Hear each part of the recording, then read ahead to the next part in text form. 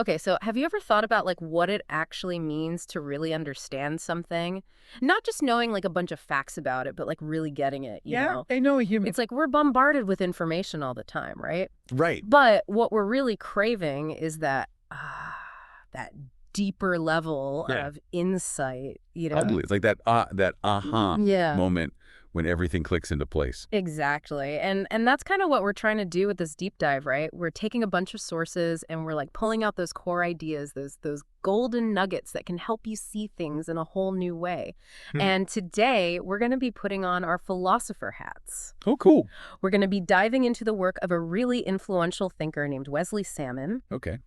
And our sources for this deep dive are some excerpts from the Stanford Encyclopedia of Philosophy on his ideas, and it's a fantastic starting point, honestly, Sounds good. because it lets us grapple with some really big fundamental philosophical questions, the kind of stuff that makes you really think about, knowledge and reality and explanation and all that good stuff. Yeah, the deep stuff. The deep stuff, exactly. So our mission today is to try to understand how a philosopher like Salmon approaches these big questions, Right. right? Yes. And hopefully in doing so, it'll give you some tools, some like mental shortcuts to start thinking philosophically yourself. I like that. Right. So to kick things off, let's start with the basics. Who was this Wesley Salmon guy, and why should anyone listening care about what he had to say? So Salmon, he was a really important figure in the world of 20th century philosophy of science. Okay. He was born in 1925 and died in 2001. Yeah. And he was really influenced by the ideas of David Hume, the great empiricist philosopher. Oh, yeah, Hume. But he developed his own kind of sophisticated version of empiricism. So he believed that, ultimately our knowledge comes from experience, from our senses. Right. But at the same time, he also argued for the reality of things that we can't directly observe, like atoms and molecules. Interesting. So he was kind of bridging the gap between these two ways of looking at the world. Yeah, so he wasn't afraid to get into like both the really concrete stuff and the more abstract stuff. Exactly. And his work covered a huge range of topics like logic, the nature of space and time, probability, induction, rationality, scientific realism. You name it, he probably wrote about it. Wow, that's a lot. And he wrote in a really clear and systematic way, which is always a plus in philosophy, right? Oh, yeah, for sure. Especially for someone trying to grasp those big concepts. Yeah. Now, one thing that really fascinated him, and this is where he did a lot of his most important work, was the whole idea of scientific explanation. He spent over 30 years really digging into that question. How do we explain things in science? And he developed some pretty radical ideas about it, especially compared to what was the dominant view at the time, which is often called the received view of explanation. Oh, yeah, I've heard of that. That But- was mostly associated with Carl Hempel. Right. Right, exactly. Hempel and a few others. But Salmon wasn't really satisfied with that view. Why not? What was he pushing back against? Well, for one thing, he thought it didn't do a very good job of explaining events that have a low probability of happening. Like, in science, we often want to explain why something unusual or unexpected occurred. But the received view tended to focus on explaining things that are very likely to happen, based on general laws and initial conditions. Yeah, I can see how that could be a problem. And Salmon also felt that the received view didn't give enough importance to the role of causality in explanation. He was really convinced that explanations need to be about why things happen, and that means figuring out the causes. Right, not just describing what happened, but getting at those deeper reasons behind it. Exactly. And this led him to develop what's known as neo-mechanicism, a view that emphasizes the importance of uncovering the underlying causal mechanisms that produce the events we want to explain. It's all about those connections, those real-world processes that make things happen. So he was kind of shifting the focus from just describing patterns and regularities to actually understanding the machinery behind those patterns, right? Yeah, exactly. And this idea of causal mechanisms is still really influential today in a lot of areas of science and philosophy. Now, another really important part of Salmon's thinking, and something that connects back to Hume, was his emphasis on the role of probability in science and knowledge. He saw probability as a fundamental tool for understanding the world. Okay, let's talk about that. How did Salmon approach the concept of probability? Like, what did it actually mean to him? Well, he was a big proponent of what's called the frequency interpretation of probability, building on the work of Hans Reichenbach. Oh, yeah, Reichenbach, another giant in the philosophy of science. Absolutely. And the basic idea of the frequency interpretation is that the probability of an event is based on how often it actually occurs in a large number of trials. So it's all about looking at those real-world frequencies. So it's rooted in actual data, in what we can observe happening. Precisely. And from there, Reichenbach developed this idea of induction by enumeration. Basically, it's the idea that if we observe something happening a certain percentage of the time, we can infer that it's likely to continue happening at roughly that same rate in the future. He even proposed a rule of induction for estimating these probabilities based on observed frequencies. He kind of saw it as a fundamental guideline or principle for making inferences about the future based on the past. It's like saying, okay, we've seen this pattern, so let's bet that it will continue. Yeah, exactly. It's a kind of bet, but one that's grounded in the evidence we have. Mm. Now, Salmon took this idea of frequency and extended it to individual events through his concept of weight. Wait, so like how much confidence we should have in a particular event happening? Something like that. He said that the weight we assign to an individual event is derived from the probability associated with the reference class that the event belongs to. And the tricky part is figuring out the right reference class to use. Right, because if you pick the wrong group to compare it to, your probability estimate could be way off. Exactly. And Salmon emphasized the importance of choosing a reference class that is homogeneous, meaning that it includes as many similar cases as possible and excludes those that are irrelevant to the event you're trying to understand. So it's about finding that sweet spot, a class that's broad enough to give you good data, but specific enough to only include the factors that actually matter. Precisely. And Salmon recognized that in practice, achieving perfect homogeneity is often impossible. So he distinguished between different types of homogeneity: objectively homogeneous, epistemically homogeneous, and practically homogeneous. So like objectively homogeneous would be the ideal scenario where you've perfectly identified all the relevant factors. Right. But epistemically homogeneous is more realistic. It's about choosing a reference class that's homogeneous based on our current knowledge. And practically homogeneous is about acknowledging that there might be some irrelevant factors in there, but it's just not feasible to separate them out any further. Exactly. So this whole framework gives us a really useful way to think critically about claims that are based on statistics. It helps us to ask the right questions, like, what group is this event being compared to? Is that group truly relevant? Are there other factors that might be skewing the results? Yeah, it's about being aware of those potential pitfalls when we're trying to draw conclusions from data. Now, this whole discussion about probability naturally leads to a really fundamental philosophical puzzle, and that's the problem of justifying induction itself. Ah, yes. Hume's famous problem. How can we ever be certain that the patterns we've observed in the past will continue to hold true in the future? Right. It's like we use induction all the time, but how do we know it actually works? What's the logical basis for it? It's a tough one, and Salmon really grappled with it. He argued that there is no purely logical proof that induction is guaranteed to be successful. He even disagreed with Karl Popper's view that science is purely deductive, arguing that even Popper's idea of corroboration ultimately relies on a form of induction. But he also rejected the idea that we should just give up on induction altogether. So if we can't prove it logically, how did he try to justify it? He adopted a more pragmatic approach, drawing on the work of Herbert Fagel, who made a distinction between validation and vindication. Interesting. So like validation would be proving something is absolutely true. Right, but vindication is more about showing that something is useful or effective, even if we can't prove it with absolute certainty. So like a tool that works, even if we don't fully understand why it works. Exactly. And Salmon argued that while we can't logically validate induction, we can vindicate it. We can show that it's a necessary tool for expanding our knowledge about the world. And how did he do that? He pointed to the fact that induction has been incredibly successful in science and in everyday life. It's how we've learned about the laws of nature, how we make predictions about the future, how we learn from our experiences. So even if we can't provide a foolproof logical guarantee, its track record speaks for itself. So it's like saying, hey, it's the best tool we have, and it seems to work pretty well, so let's keep using it. Exactly. Now, Salmon also explored the work of Reichenbach, who attempted to justify induction based on what he called the principle of the greatest number of successes. I'm not familiar with that one. Basically, Reichenbach argued that if there are any successful prediction methods for a given situation, then consistently using the rule of induction will eventually lead us to those successful methods.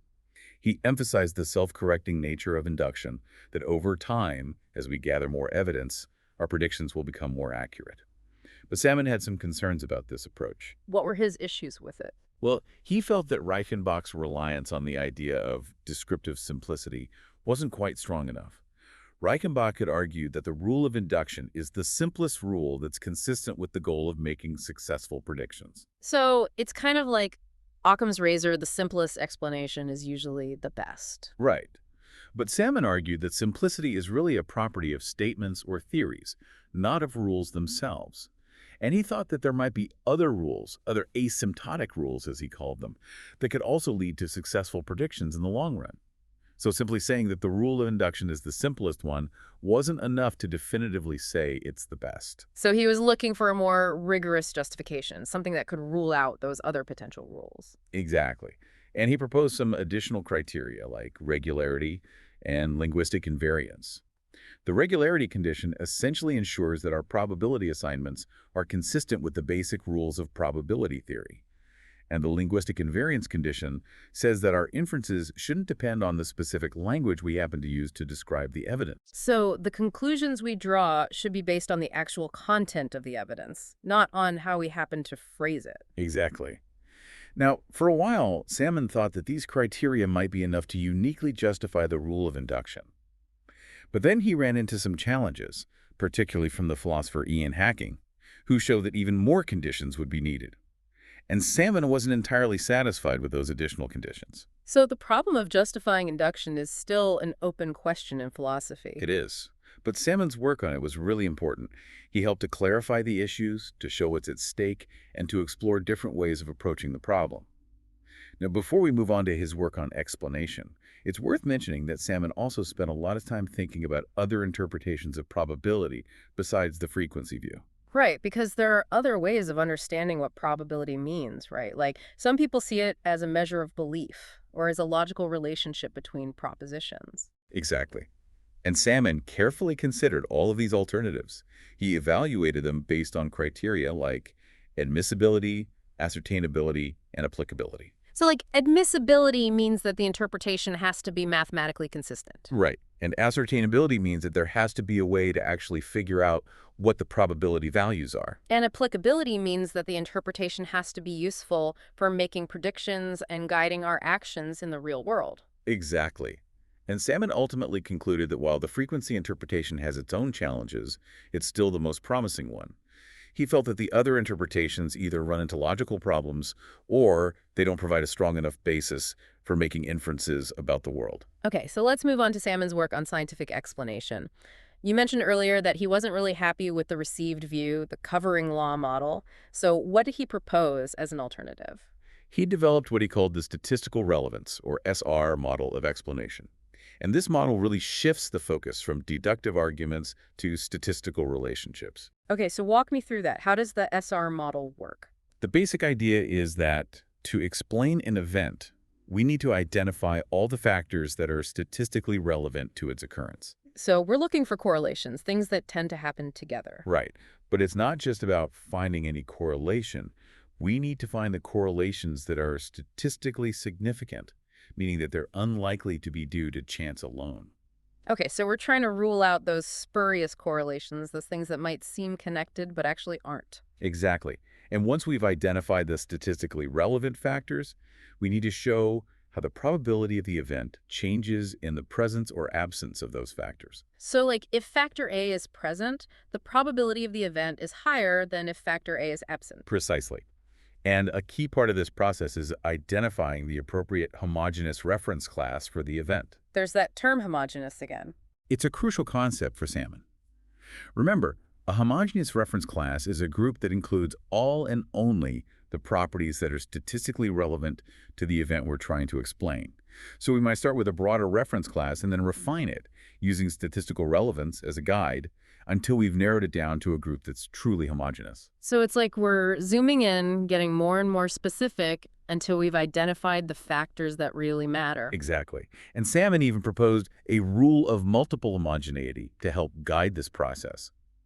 Basically, it says that we should keep refining our reference classes until we reach a point where there are no more statistically relevant distinctions to be made. So we're aiming for a level of detail where everything within that reference class is essentially the same, at least with respect to the factors that influence the event we're trying to explain. Exactly. And the goal here isn't necessarily to increase the probability of the event happening, as was often the case in Hempel's model. Interesting. So it's not about making the event seem more likely or predictable. Not necessarily.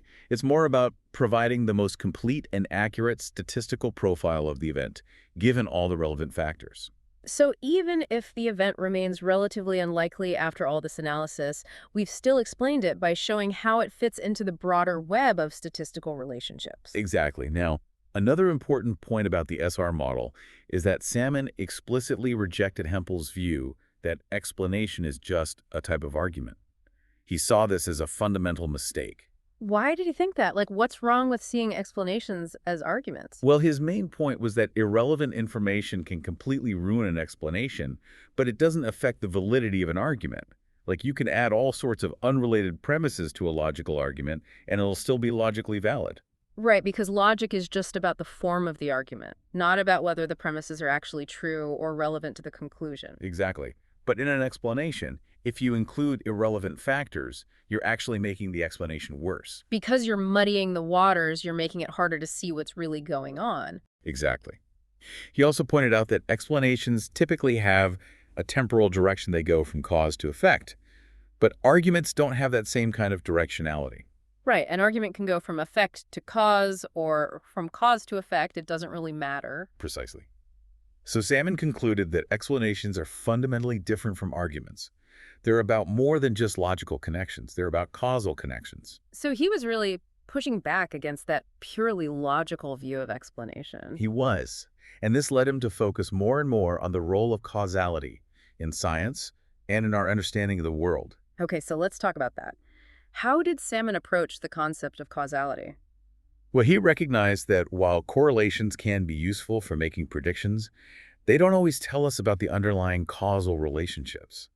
Like, we might be able to predict that a storm is coming because the barometer is falling, but that doesn't mean that the falling barometer is causing the storm. Right, it's just a sign that something else is happening, something that's causing both the barometer to fall and the storm to form. Exactly.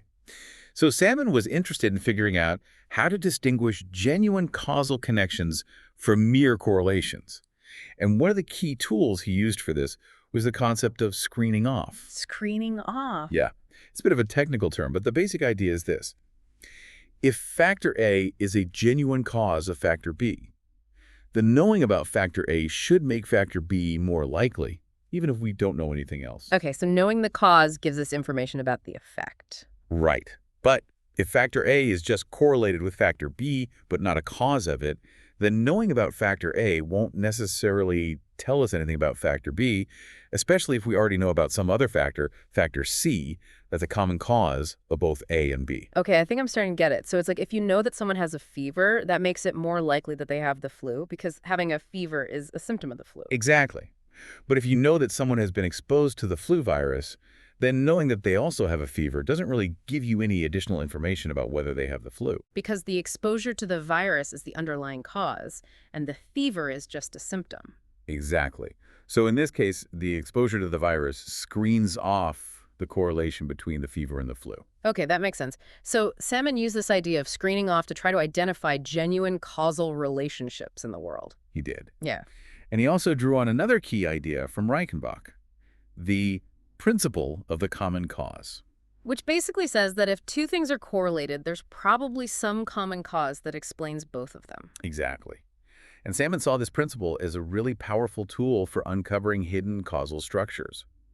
Like if we see that two seemingly unrelated events tend to happen together, we can start looking for a common cause that might explain both of them. And this could lead to new scientific discoveries, new insights into how the world works. It absolutely could. Now, Salmon's initial account of causality, based on these ideas of screening off and common causes, was really influential. But he also continued to refine his views over time. And one of the key developments in his thinking was the introduction of the concept of interactive forks. Interactive forks, what are those? So remember how we talked about common causes, where factor C causes both A and B, and once you know about C, the correlation between A and B disappears. Yeah, like the flu virus example. Right. Well, in an interactive fork, there's still a common cause, but it doesn't completely screen off the correlation between A and B. There's still some kind of direct causal interaction happening between A and B, even after we take C into account. Okay, so it's like a more complex kind of causal structure. Exactly. And Hmm. Salmon used the example of Compton scattering to illustrate this idea.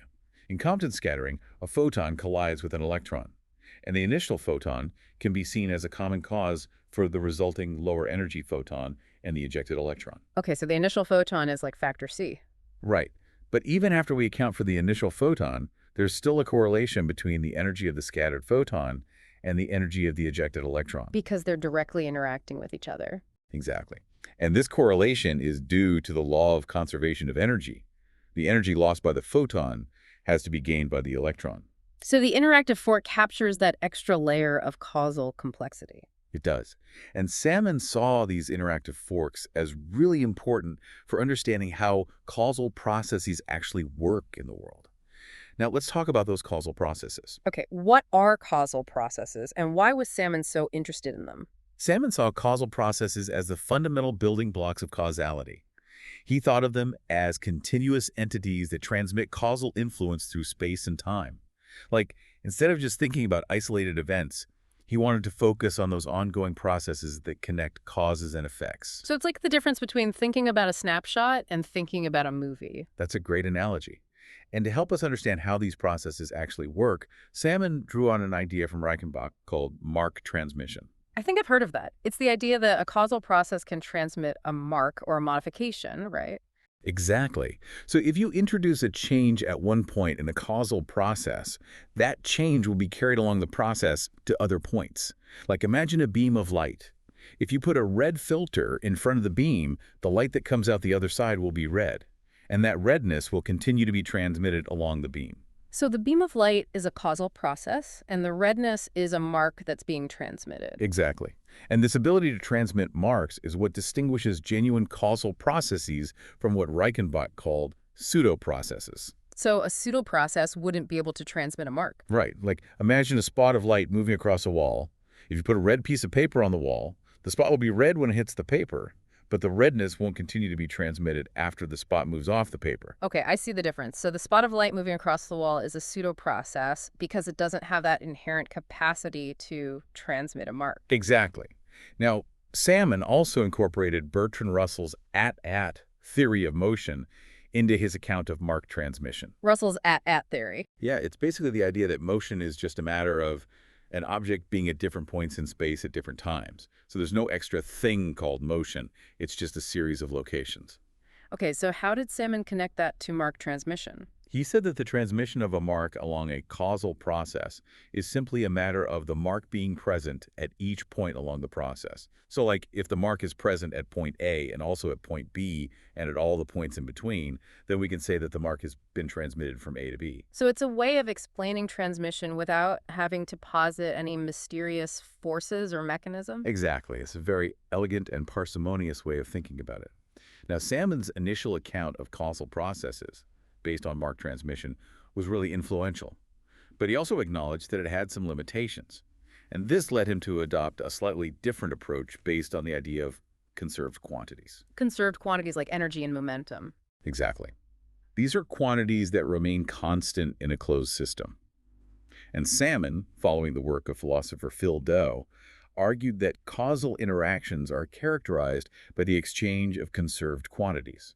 So like when a billiard ball hits another billiard ball, there's a transfer of momentum from one ball to the other. Exactly. And Salmon said that a causal process is basically the world line of an object that manifests a conserved quantity. So like the path of the billiard ball through space and time is a causal process, and it's manifesting momentum. Right. And he saw this approach as having some advantages over the mark transmission account. For one thing, it doesn't rely on counterfactuals. Like with mark transmission, we have to imagine what would have happened if the mark hadn't been introduced. Right, it's like a what-if scenario. Exactly. But with conserved quantities, we're just looking at what's actually happening in the world. So it's more grounded in observation. It is. And it can also handle certain types of process intersections more effectively. Like if two processes merge or split, the conserved quantities approach can still track the causal influence. Okay, that makes sense.